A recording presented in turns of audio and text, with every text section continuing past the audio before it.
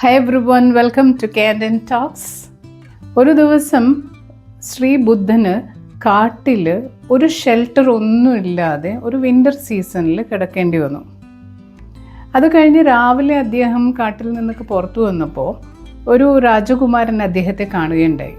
രാജകുമാരൻ അദ്ദേഹത്തോട് ചോദിച്ചു, അങ്ങയ്ക്ക് രാത്രി വളരെ പീസ്ഫുള്ളായിട്ടും സന്തോഷത്തോടെയൊക്കെ ഉറങ്ങാൻ സാധിച്ചോ? ഒരു പുഞ്ചിരിയോടുകൂടി ശ്രീബുദ്ധൻ ഉത്തരം പറഞ്ഞത് ഇങ്ങനെയാണ്: ഈ കഴിഞ്ഞ രാത്രിയിൽ മാത്രമല്ല, എല്ലാ രാത്രിയിലും വളരെ സന്തോഷത്തോടുകൂടിയും സമാധാനത്തോടു കൂടിയാണ് ഞാൻ ഉറങ്ങാറുള്ളത്. You know why he said that? Because he is free from all kind of worries and disturbances. He is not having any attachment to property or family. നമ്മളെല്ലാവരും അറ്റാച്ച്ഡാണ് വേൾഡ്ലി പ്ലഷേഴ്സിനോട്. പ്രോപ്പർട്ടി ആവട്ടെ, ഫാമിലിയോടും ഒക്കെ നമുക്ക് വളരെയധികം ബോണ്ടിങ്ങും അറ്റാച്ച്മെൻറ്റ്സും ഉണ്ട്. എപ്പോഴും ഓർത്തിരിക്കേണ്ട ഒരു കാര്യമാണ്, നമ്മൾക്ക് പലതരത്തിലുള്ള ബുദ്ധിമുട്ടുകളും മനോവിഷമങ്ങളും അല്ലെങ്കിൽ മനസ്സമാധാനക്കേടും ഒക്കെ ഇങ്ങനെയുള്ള അറ്റാച്ച്മെൻറ്റ് മൂലം ഉണ്ടാവും. ബുദ്ധിസം ഒരിക്കലും ഈ അറ്റാച്ച്മെൻറ്റിനൊന്നും എതിരല്ല. Buddhism is showing the realities of life. നമ്മളെ പറഞ്ഞ് മനസ്സിലാക്കണം, തീയിൽ തൊട്ടാൽ കൈ പൊള്ളും എന്നൊരു പാരൻ്റ് അഡ്വൈസ് ചെയ്യുന്നത് പോലെ തന്നെയാണ് ബുദ്ധിസം നമ്മളോട് പറഞ്ഞു തരുന്നത്, നമ്മളെ പഠിപ്പിച്ചു തരുന്നത്.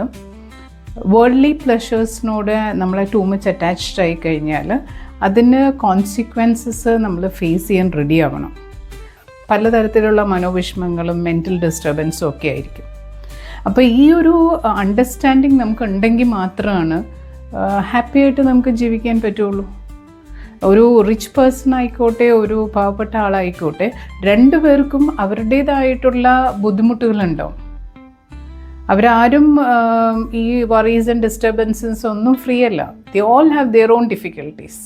ഈ ഒരു അണ്ടർസ്റ്റാൻഡിങ് ഇല്ലാത്തപ്പോഴാണ് നമുക്ക് എന്തെങ്കിലും തരത്തിലുള്ള മനോവിഷമങ്ങളും ഡിസ്റ്റർബൻസസും ഒക്കെ വരുമ്പോൾ ആളുകൾ പെട്ടെന്ന് പോയി സൂയിസൈഡ് ചെയ്യുക, അല്ലെങ്കിൽ ഒരു മെൻ്റലി അവർ ഡൗൺ ആയി പോവുക, ഒരു ഡോക്ടറിൻ്റെ സൈക്കോളജിസ്റ്റിൻ്റെയൊക്കെ സഹായം തേടേണ്ടയൊക്കെ അവസ്ഥ വരുന്നത്.